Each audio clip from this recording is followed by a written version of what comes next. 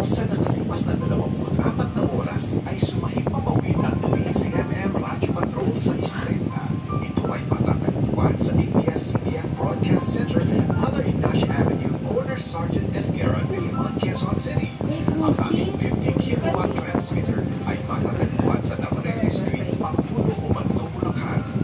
Ito ay nasa ilalim ng pagmamayari at pamamahala ng ABS-CBN Corporation na may permit bilang BSD 0050-2016 REN.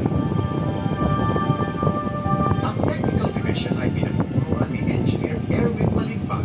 Ang ACMM studio ay nasa pamamahala ni Engineer Santos Bautista at Engineer Arden Ramos sa tulong ni Ramon Alano, Cesar Atienza, Benji Gilam, Ray Aganon, Michael Olariana, Harold Piozon, Richard Mendoza, Henry Lopez at Robert Saavedra na pawang lisensyado ng National Telecommunications